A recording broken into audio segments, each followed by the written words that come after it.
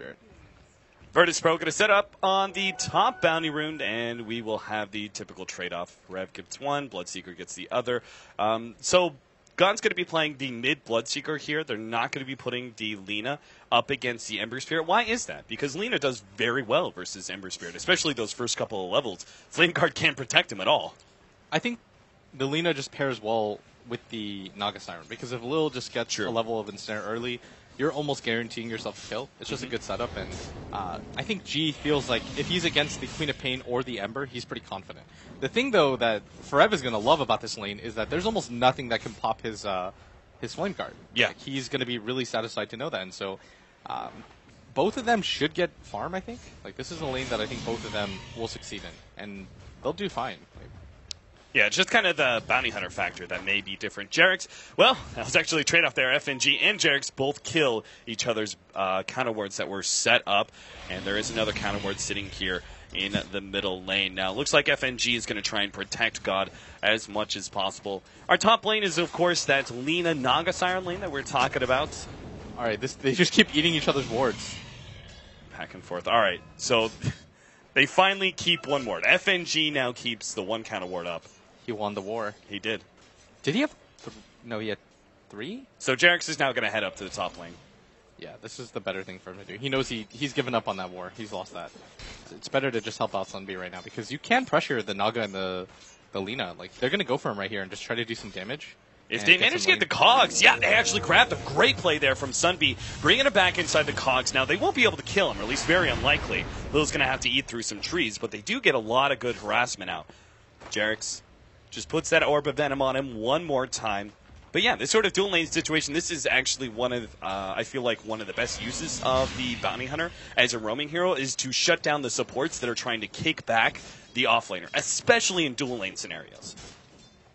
Oh, for sure. The thing is, there's a lot of Bounty players, they just decide to camp mid and go non-stop at that and try to force it to work no matter what. It's like, okay, if they have a sentry there, then I'll try to snipe the courier or something along those lines.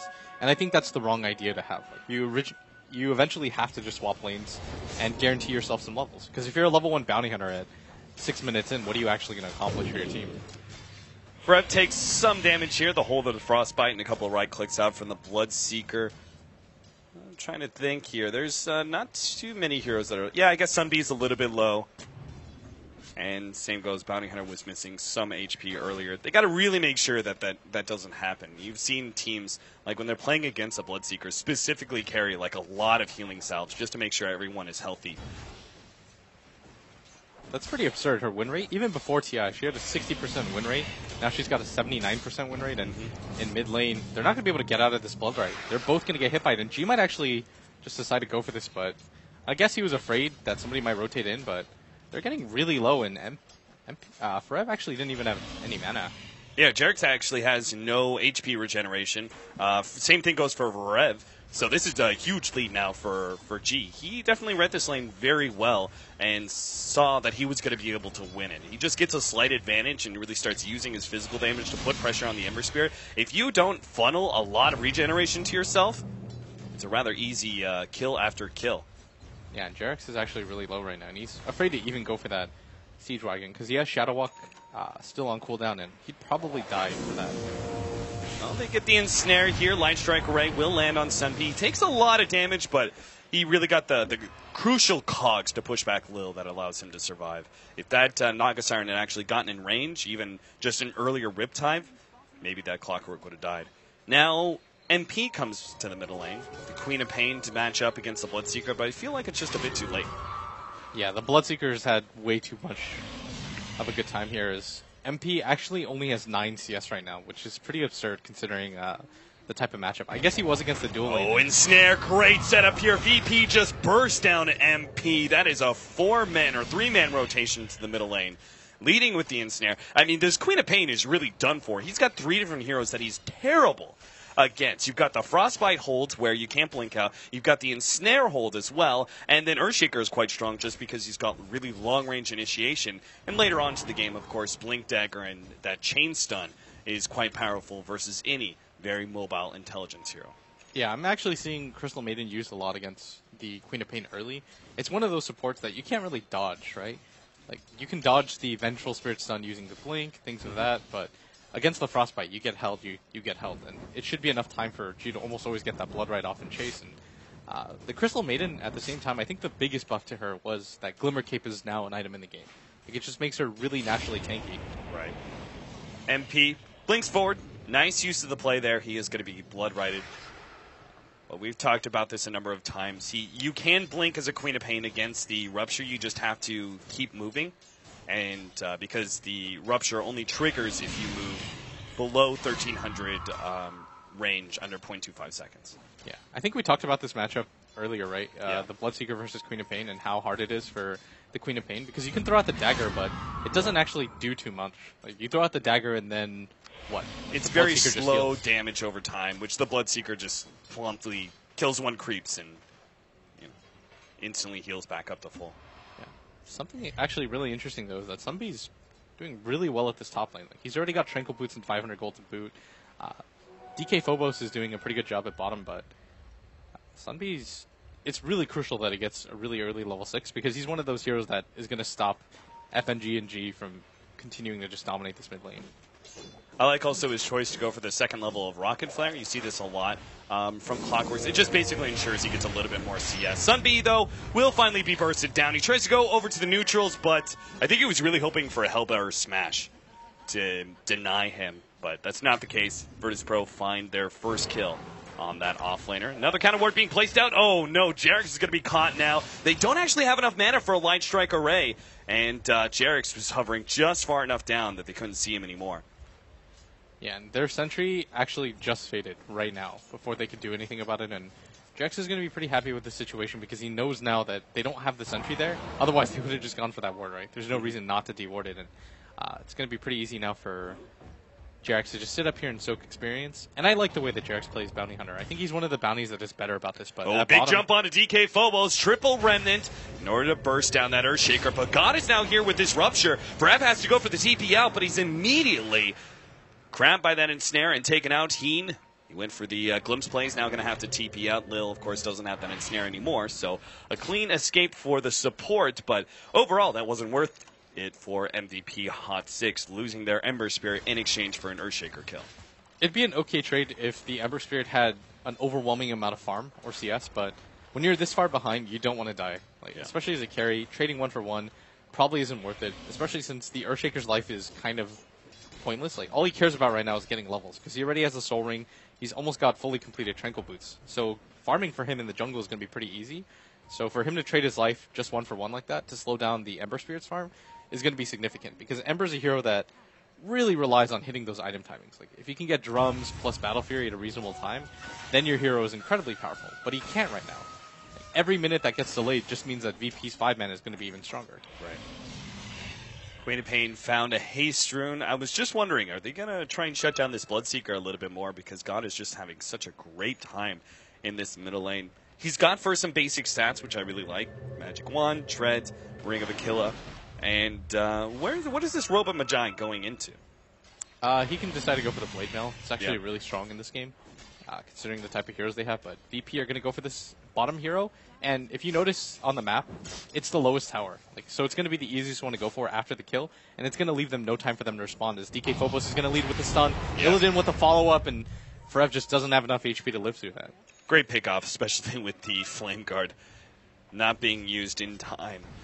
Great setup by Virtus Pro. Very important pickoff. They've pretty much shut down all of the cores. I mean, the Queen of Pain is the one core that was doing okay, and even she has died once. Hookshot misses there. Lil is going to be in a spot of trouble. Sonic Wave will manage to finish him off, but MP may still be caught. DK Phobos, well, he doesn't have that Soul Ring. MP still hit by the Rupture, is going to be caught by the Blood Right God. Easily finishes him up. Yeah, they were trying to... That maneuver is just a little bit too risky, especially by a Tier 1 tower that you can't necessarily take. So that trade, obviously not worth it. Just a Naga support for a Queen of Pain, and that seems to be what MVP Hot 6 have to commit every single time they want to go for a kill, is that they have to give up one of their cores to do so, and you're just going to fall behind in GPM. Because that Bloodseeker has been a big proponent of all these kills right now. He's been in 3 already. It's not even like the Bounty Hunter has an overwhelming amount of levels or anything like that. Like, FNG, somehow, despite babysitting everywhere and just buying wards, is level 6 as a CM. Middle lane pushing back Forev away from that tower. They're actually about to get Lil to his level 6, which will obviously be a big factor in either setting up team fights or perhaps extricating Virtus Pro from a couple. DK Phobos with the Tranquil Soul Ring build, as you said, is going to have a pretty good time farming up wherever he goes.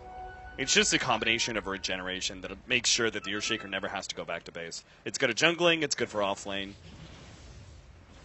Yeah, and G right now is just farming up some neutral stacks right now, and both Disruptor, he's got his level 6. They're going to try and pop him with a Fisher. He actually got off the silence. He does it in time. Illidan will go down, and Heen, he's not even going to die. In fact, he's got a glimpse. Oh, no, he doesn't have the mana for it. That would have been so big. If he could, yeah, he actually has the mana now. If they gave him the bottle charges, if you could just see DK Phobos, he could bring him back. Unfortunately, though, DK Phobos ran himself into the trees and is currently hiding there. Still, though, there's a huge turnaround from our Disruptor. Heen just barely picking up his level 6 in time, leveling it up and turning it around on the Lina. Looks like they're still going to find DK Phobos here. He actually puts out the Fissure, stuns up the two of them, and thought about maybe controlling the Queen of Pain a little bit more. Meanwhile, in the middle lane, Jerix.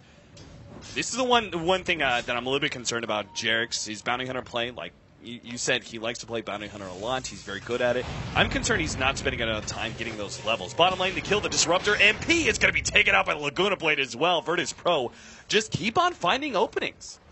They're going to rotate all the heroes down here now at bottom, because they know that even with MVP Hot 6 here, but somebody might just suicide for this. Yeah, he goes straight for FNG, and he's not even going to be able to get that kill. He finally gets off Battery Assault, but FNG is separated by a great Fissure from DK Phobos. I mean, he was probably going to die no matter what, because the Bloodseeker was coming around.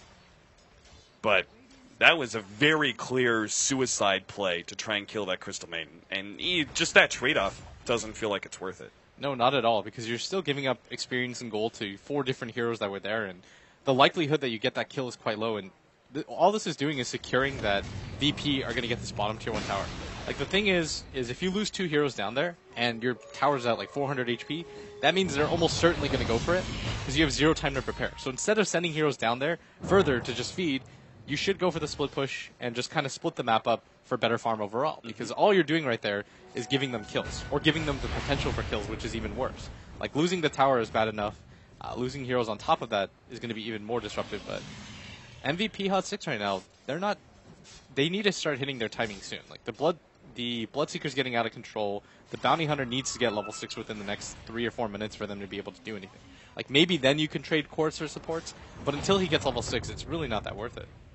Can you talk to me a little bit why we're seeing the, like last game it made, I guess, a little bit of sense because it was a lot of 5-manning, but Illidan could be going for another Bloodstone here. He went for the early point boost. I'm not sure if that's just value for the Aghanims later on, or if he's going to go an actual, full-on Bloodstone. Illidan's actually going to be jumped here. The Disruptor pops his ultimate and makes sure that Illidan does die. The sleep is there from Lil, but unfortunately it's not enough to save the Lina. Still, though, they're in a really great position to go for the Echo Slam. They hit it right before the Glimpse sends it back, but still, Forev is able to get away enough distance thanks to that haste rune. Nice catch there on MP, though, with the Ensnare. Catches the secondary kill, and they still get the Ember Spirit. DK Phobos finds the opening thanks to the vision offered by the Bloodseeker.